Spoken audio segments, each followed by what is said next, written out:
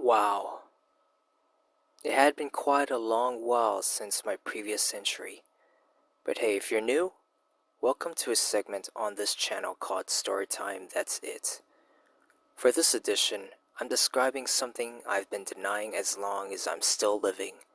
Something that's a part of me which I've ignored while going to school. Something... Roll the new intro.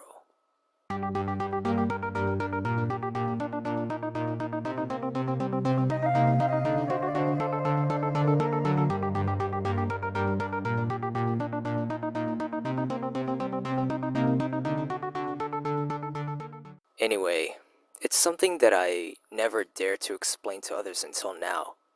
Because if I did, and should I encounter those that knew me back in the day when I least expected, they'd see me differently, as well as treat me differently. I'd be damned if I were met with condescending intonations should I interact with anyone because of this. Alright, I'll stop beating around the bush. I'm in the spectrum. That's right, the frickin' autism spectrum. You can't tell? Well, here it goes. When I was way younger, I never questioned going to this particular program of sorts back in the elementary school years. I thought it was pretty cool that I have a different class arrangement merely because I'm special. Therefore, special education was that program I've partaken in. I thought the term special ed meant that I'm special, in turn meaning that I'm an excellent student or something. But boy, was I dumb and naive. Growing up, I've never considered why I was so silly and genuinely weird. I'd laugh at stupid jokes I'd say to myself, have an odd interest of reenacting favorite scenes or characters I liked, and I'm awkward when it comes to physical social interaction. Can you say eye contact? In middle school, I was given the nickname Power Ranger Boy, and I gladly accepted the nickname because at the time, I was heavily obsessed with Power Rangers.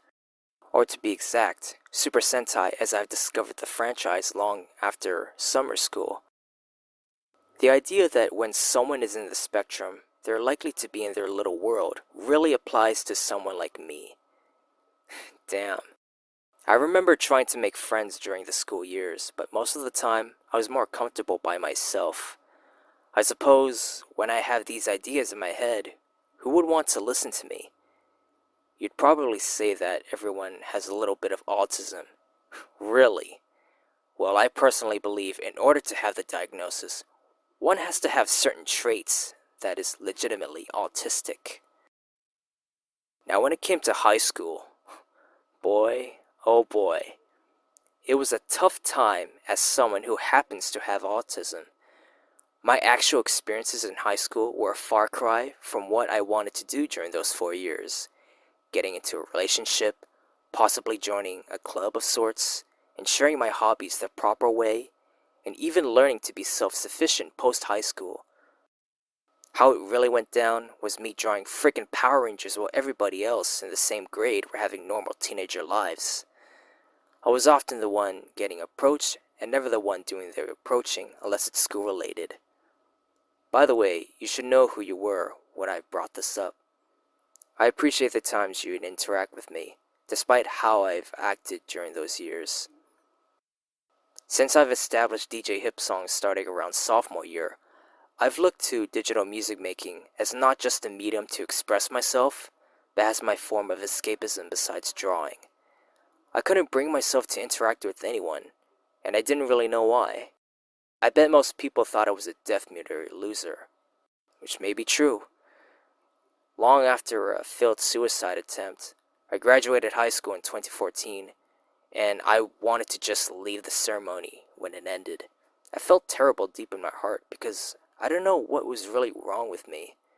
As of now, I've come to realize that it's my motherfucking autism.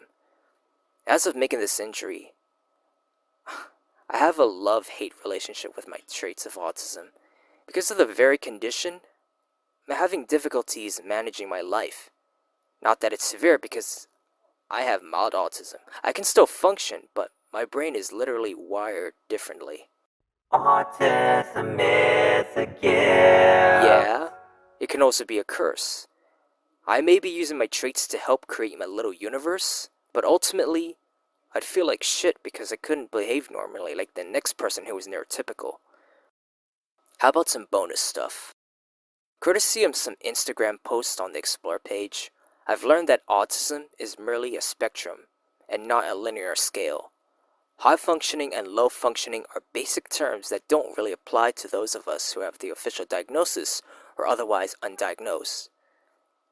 In this spectrum, one has certain levels of fixations, sensitivities, odd interests, how well can the individual communicate, and what's their method.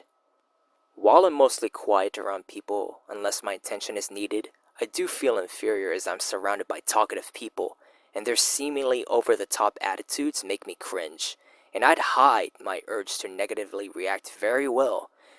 In other words, I'd sit with the environmental sensations that somehow make me feel bad.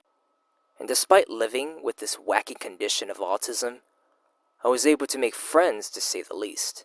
Again, if you knew me back in the day, you should know that despite how I was, I appreciate your efforts to be my friend, as I did my best to be your friend. As of making this, I am truly and utterly alone outside my immediate family who can tolerate how I am. And I suppose it's gonna stay this way until I decide it's time to die. As DJ Hipsong, I've made songs describing my autism, and as a hobbyist and an artist, I have created a universe inspired by my personal influences. I suppose autism inspired me to create what I want, to say the least. At the expense of my social difficulties, I've retreated into my very own fictional universe. What I do in my real life, I can only fantasize. If I were to die at some point, I'd have to say that I wouldn't have my life at any other way. Everyone's life stories are different and unique, and I'm no different. Don't worry, my work is proof that I've existed. I'm still alive and will try to be.